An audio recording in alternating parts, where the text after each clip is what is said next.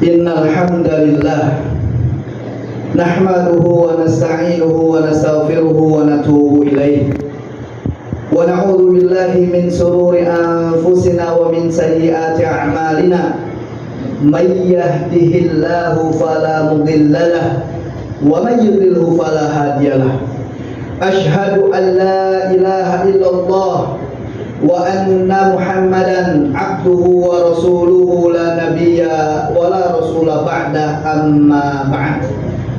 Ya ayyuhalladzina amanu ittaqullaha haqqa tuqatih wa la tamutunna illa wa antum muslimun.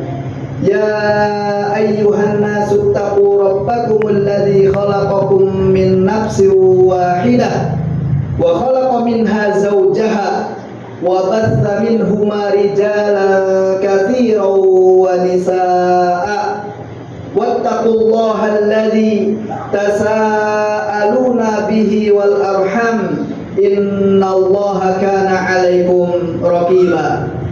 Ya ayyuhalladzina amanu taqullaha wa qulu qawlan shadida yuslih lakum a'malakum wa yaghfir lakum dhunubakum wa may yuti'illaha wa rasulahu faqad faza fawzan 'azima.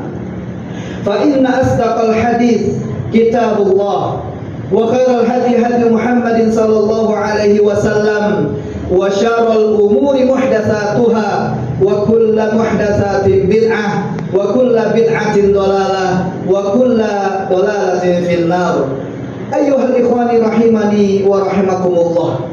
Alhamdulillah, di siang yang mulia ini Allah masih memberikan banyak sekali nikmat-nikmat besarnya kepada kita semua.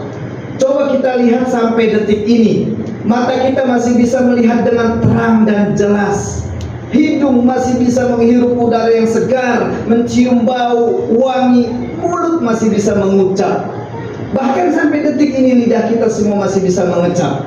Tangan kita masih bisa memegang, menjamah, kaki juga masih bisa melangkah. Ini adalah nikmat-nikmat besar yang Allah berikan kepada kita semua. Namun lagi-lagi yang menjadi pertanyaan untuk kita semua adalah, sudahkah kita bersyukur kepada Allah Subhanahu wa ta'ala? Allah ingatkan dengan kalimat qalilan ma tashkurun. Sedikit sekali hamba-hamba Allah yang bersyukur kepada Allah Subhanahu wa ta'ala. Ada nikmat besar yang kedua yang Allah berikan, yakni nikmat iman. Mari sama-sama kita bersyukur kepada Allah dengan mengucapkan kalimat yang pantas terucap dengan lisan kita, yakni ucapan alhamdulillah. Salawat dan taslim juga kita sampaikan kepada Muhammad Rasulullah sallallahu alaihi wasallam, insan yang mulia yang dimuliakan oleh yang maha mulia, insan yang agung yang diagungkan oleh yang maha agung. Tentunya kita juga bersyukur kepada Allah. Allah jadikan kita umatnya Rasulullah SAW yang sampai detik ini kita masih mampu melaksanakan sunnah-sunnahnya di kehidupan kita sehari-hari. Tentunya kita juga berharap di hadapan Allah, Allah jumpakan kita kepada Rasulullah di surganya kelak. Amin, Allahumma amin. Jamaah salat Jumat yang dimuliakan oleh Allah Subhanahu wa ta'ala, tidak lupa juga kita sama-sama meningkatkan ketakwaan kita kepada Allah. Wa tazawwadu fa inna khairaz zadi taqwa. Dan berbekallah kalian, maka sesungguhnya perbekalan terbaik yang kalian bawa adalah takwa kepada Allah Subhanahu wa ta'ala. Jamaah yang dimuliakan Allah Subhanahu wa ta'ala, dalam 1 bulan ke depan kita akan bertemu dengan hari raya Idul Adha, yang dimana kita tahu Idul Adha, hari Id pemotongan hewan kurban, hari dimana jamaah-jamaah haji mereka sedang wukuf di Arafah, mereka sedang ibadah kepada Allah Subhanahu wa ta'ala. Dalam kesempatan yang mulia ini, saya ingin memberikan sebuah pandangan-pandangan dalam dalil-dalil yang sahih. Di saat itu kita tahu bagaimana Nabiullah Ibrahim alaihissalam adalah seorang miliarder, seorang kaya raya, seorang pengusaha sukses. Ketahuilah, Di saat itu Nabiullah Ibrahim alaihissalam seorang yang sedang memiliki binatang ternak dengan jumlah belasan ribu. Tapi juga di saat itu Allah Subhanahu wa taala ingin angkat Nabiullah Ibrahim sebagai Khalilullah, kekasihnya Allah Subhanahu wa taala. Namun malaikat Allah bertanya kepada kepada Allah Subhanahu wa taala, "Ya Allah, kita lihat Ibrahim ini sedang sibuk dengan binatang ternaknya. Apa mungkin engkau akan menjadikan Nabi Ibrahim sebagai kekasihmu?" Kemudian Allah perintahkan malaikatnya untuk turun berjumpa dengan Nabi Ibrahim dalam bentuk manusia. Kemudian malaikat Allah ini turun berjumpa dengan Nabi Ibrahim alaihissalam. Ketika berjumpa dengan Nabi Ibrahim, kemudian malaikat ini bertanya, "Ya Ibrahim, ini binatang ternak punya siapa?" Subhanallah, Allahu Akbar. Walaupun jumlah yang begitu besar, walaupun di saat itu seorang Nabiullah Ibrahim adalah seorang yang kaya raya, tapi pada saat ditanya, "Ini binatang ternak punya siapa?" Kemudian Nabi Ibrahim dengan mudahnya menjawab, "Binatang ternak ini adalah kepunyaan Allah." Kemudian diuji sama malaikat Allah, ditanya, "Kalau memang ini punya Allah, kalau Allah minta, apakah dikasih?" Dengarkan, jamaah yang dimuliakan Allah Subhanahu wa taala. Ketika Nabi Ibrahim mengatakan, "Jangankan binatang ternak ini, anak kesayanganku pun tak kala Allah minta aku akan berikan." Kata Ibnu Katsir rahimahullah di dalam menafsirkan ayat ini mengatakan, gara-gara ucapan inilah Allah perintahkan Ibrahim untuk menyembelih anaknya Ismail. Ternyata mungkin di antara kita sering mengalami kesusahan, mungkin di antara kita sering mengalami kesulitan. Coba dicek, kita pernah mengucap apa di hadapan Allah? Boleh jadi ujian-ujian yang saat ini kita terima, boleh jadi cobaan-cobaan yang saat ini kita rasakan adalah ucapan kita yang kita ucapkan. Disinilah Allah ingin uji dari ucapan yang kita sampaikan di hadapan Allah Subhanahu wa ta'ala. Sehingga pada saat Ibrahim mengatakan, gara-gara ucapan inilah, kata Ibnu Katsir rahimahullah, gara-gara ucapan inilah Allah perintahkan Nabi Ibrahim alaihissalam untuk menyembelih anaknya Ismail. Kemudian Nabi Ismail alaihissalam lahir usia remaja. Kita tahu bagaimana kisahnya. Arafil manam, aku bermimpi melihat di dalam mimpi Allah perintahkan untuk menyembelihmu wahai anakku. Coba kita lihat. Kita lihat bagaimana jawaban anaknya tatkala Allah Nabi Ibrahim alaihissalam mengatakan di dalam mimpinya untuk menyembelihmu wahai anakku. Ya abati, if'al ma tu'mar, lakukan apa yang sudah diperintahkan Allah kepadamu wahai ayahku.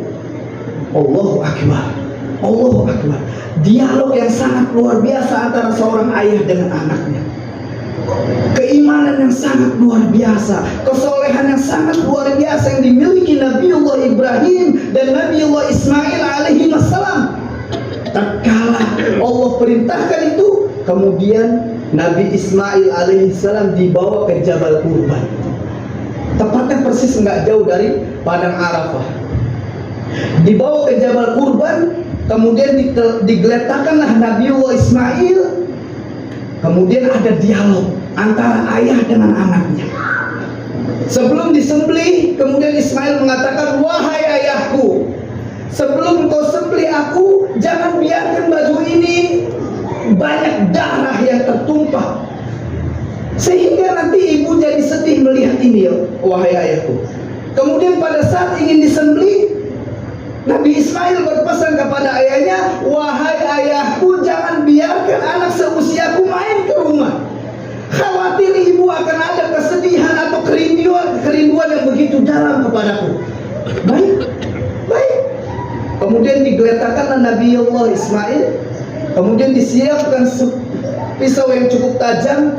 Kemudian pada saat disembelih lehernya, itu nggak terpotong. Padahal pisau itu cukup tajam. Ketika tidak terpotong, kemudian Kemudian Nabiullah Ismail mengatakan kepada ayahnya, wahai ayahku, boleh jadi Allah melihatku masih belum ikhlas, lepaskan ikatan ini, tundukkan wajahku ke bawah. Ternyata sebelum disembelih itu ada dialog dan sudah ada proses penyembelihan sebelumnya. Tapi pisau yang tajam ini tidak memotong lehernya Ismail alaihi salam. Berulang dipotong lagi. Boleh jadi Allah melihatku masih dalam kondisi sebagai hamba yang belum ikhlas. Lepaskan ikatan ini. Setelah dilepaskan ikatannya pun disembelih kembali lehernya, ini nggak terpotong. Allahu Akbar, Allahu Akbar, Allahu Akbar. Sampai akhirnya Nabi Ibrahim alaihissalam memegang pisau dan kemudian memukul batu. Batu ini pecah terbelah. Sampai mengatakan, ya Allah, pisau ini tajam, tapi kenapa pada saat menyembelih leher anakku tidak terpotong? Kemudian disinilah Allah baru akhirnya menggantikan Nabi Ibrahim, Nabi Ismail dengan binatang domba sebagai gantinya. Allahu Akbar, Allahu Akbar, Allahu Akbar. Dari kisah ini ternyata kita mendapatkan sebuah pelajaran yang besar. Kenapa? Kita perhatikan diri kita bersama. Boleh jadi kita ini semua adalah Ibrahim yang memiliki Ismail. Ismailmu boleh jadi adalah jabatanmu, egomu, kekayaanmu, hartamu, kemewahan-kemewahan yang kita miliki. Ini adalah Ismailmu. Ismailmu boleh jadi adalah yang kau punya dan kau pertahankan sampai detik ini. Namun kisah Nabi Ibrahim alaihissalam tidak mengajarkan bagaimana Allah perintahkan untuk membunuh anaknya, bukan. Tapi Allah ingin menyadarkan kita semua melalui Nabi Ibrahim alaihissalam bahwasanya yang Allah ingin hilangkan bukan membunuh anaknya, tapi menghilangkan kepemilikan yang ada di dalam diri Ibrahim, yakni Ismail. Ikhwani rahimani wa rahimakumullah. Saat ini masih ada waktu dalam 1 bulan. Kita masih memiliki kekayaan, kita memiliki kemewahan, kita memiliki harta, kita memiliki jabatan, kita memiliki ego. Maka sadarilah bahwasanya ego, kekayaan, kekuasaan, harta, pangkat, jabatan yang kita punya saat ini bukan milik kita, tapi milik Allah Subhanahu wa Ta'ala. Dari pelajaran Nabiullah Ibrahim, Allah ingin menghilangkan kepemilikan ini di dalam diri kita. Buktikan nanti pada saat Idul Adha, kita berikan uang terbaik kita relakan, kita ikhlaskan di jalan Allah Subhanahu wa Ta'ala. Barakallahu li wa lakum fil Qur'anil azim wa nafa'ani wa iyyakum bima fihi minal ayati wa dzikril hakim wa taqabbalallahu minni wa minkum tilawatahu innahu huwal ghafurur rahim.